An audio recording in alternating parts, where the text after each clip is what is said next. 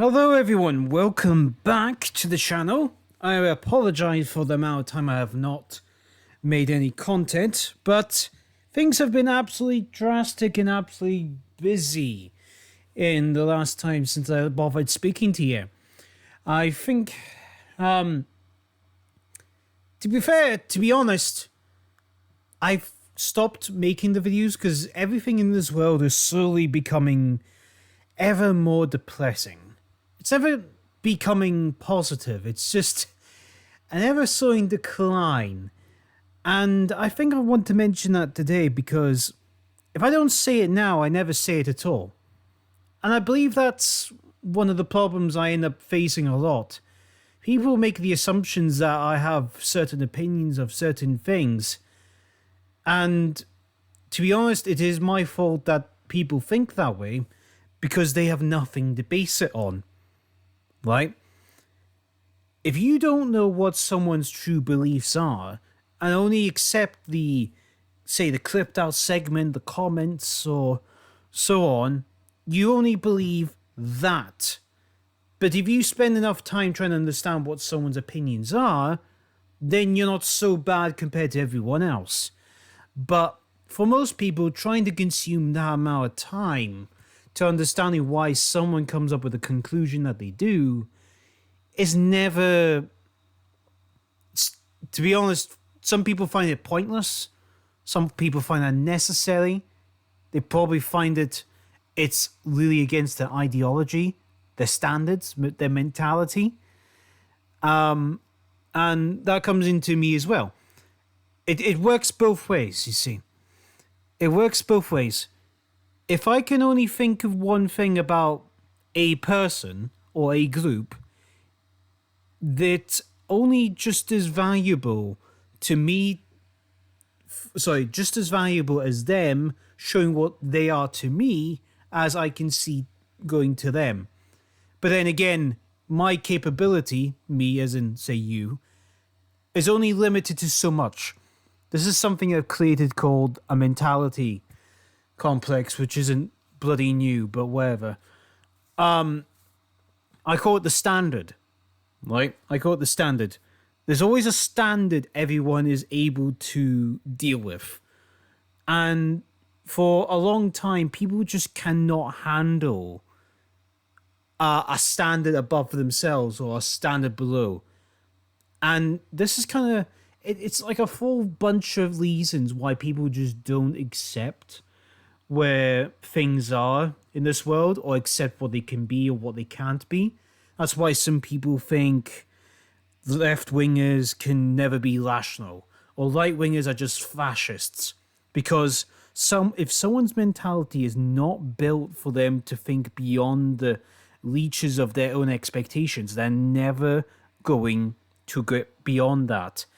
If they do, it's a bloody miracle.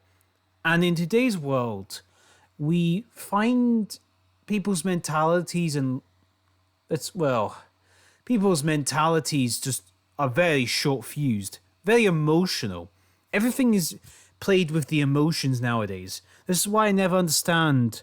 This is where you probably heard the concept of Ben Shapiro's facts don't care about your feelings argument. And the opposite to that is feelings don't care about your facts. And that's literally the concept that people just don't understand. I see this in the Scottish political context all the time. Unionists want to use facts and nationalists want to use emotions. Because it just works. I mean, it works in their own ways, but trying to make the other side do a compromise of any kind, you're looked at as the outsider. And that brings on to one of the subjects I've kind of moved on to. I've came up to be a complete nativist, not a unionist, not a nationalist, a nativist. Someone who cares about the British people, the Irish, the Scottish, the English and the Welsh equally. If something happens to the any of those four specific groups, I care about them way more than someone dying in Italy. Just saying. If it doesn't benefit us, It's not my concern. Although I still do the content that talks about this other content, although I've just probably not proven I can talk about these other subjects yet, but whatever. It's because I always get the nerves. I get nervous. That's probably why I lash out so much. Is because I always feel like I'm going to get rejected anyway. So is there point in trying to build any sort of positive image if everyone's just going to shoot you down the moment you fucking talk? I agree with that and I don't agree with that. So, yeah, that's just a bit random. It's people's mentality is never going to be accepted by everyone. We kind of need to understand that. And when you're trying to do more things to make lives better for other people, or even just trying to make your own life better, it leads to a lot of questions of what you're capable of doing and what other people are capable of doing. And it's worrying, man. Britain has been declining for really fast. I've definitely seen it in Scotland. I've actually, the whole time I've been gone, I've actually been in Glasgow almost 2 months working down there. I've been up in Aberdeen working up there. And you're just seeing the decline. The prices shooting up, the migrants. We had a documentary about Glasgow, how dangerous it is now. You definitely see the ethnicities of the populations changing. Not saying that's good or bad or whatever. I don't really care because that's not important. If you're not capable of that idea of what I've just said, you're not in the right space. I'm open to a lot of ideas and a lot of conclusions, but if you're not able to do it, you're on the wrong channel. Anyway, you see the cultures changing and just seeing the mentality of this liberal bubble that Britain lives in, where it's going towards the civil war prospect, and the only people that are going to benefit from it are the ones who have something to gain from it. Everyone has something to gain from it if they use the will and power if they can. And this comes from the idiot down the road to the influencer to the government to anyone who has the ability to contain power and make it work. And you see this happening right across the country. Americanization is going from Britain. The nativist movement has struck up. It has done more to get people who, like me, who were a bit embarrassed about Scottish identity, or even maybe your Welsh or your Irish identity, and you're seeing them rise up because the English one, that's the one I'm referring to the most, they're the ones who have been beaten down the most until their country doesn't matter. And it's amazing when you get the people who are in the influence of power, as in the mainstream or the establishment, they're failing just to understand why their mentality exists. They fail to grasp. We believe in this utopian vision for Britain, of multicultural Britain, and we just don't understand why anyone would reject it. And it's amazing, like, it's amazing. Because I joined the Store of Britain as well.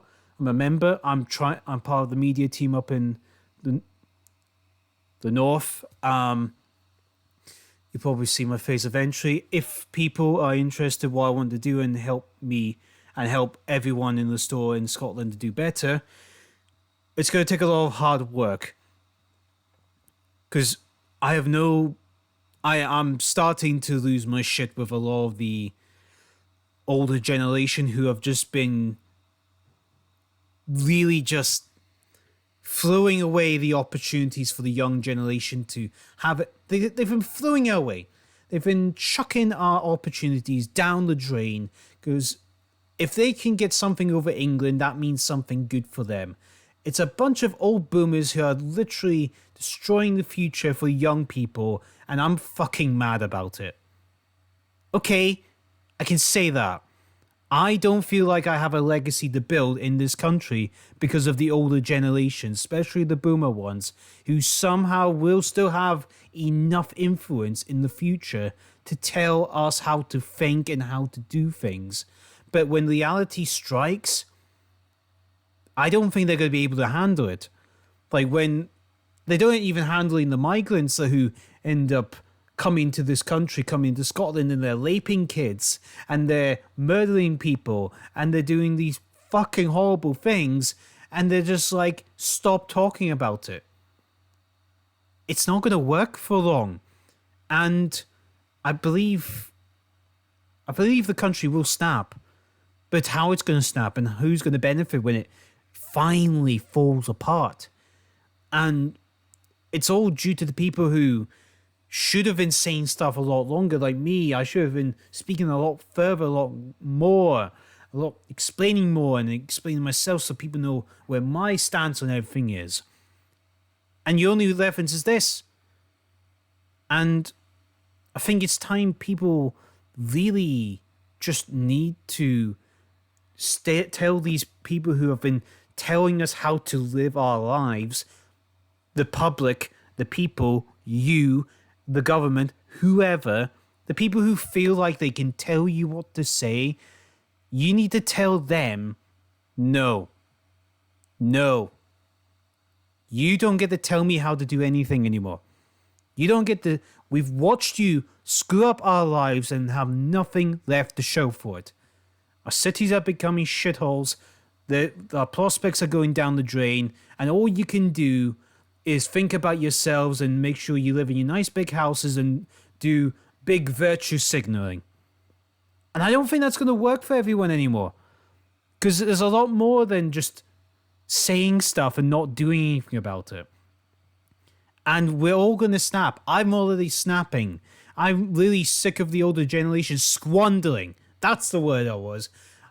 The older generation is squandering the opportunities for young people in this future that I'm supposed to be bringing children in if I'm not dead before 30. I'm serious about that. What is the damn prospect of me or many people having a successful future in this country? No wonder a bunch of us have left already. The oil industry is looking like it's about to bloody die. And all people can do is just act like nothing's happening. And I'll tell you, they won't be going after the government when things fall apart. They'll be going after you instead. Because they know who it is that failed them.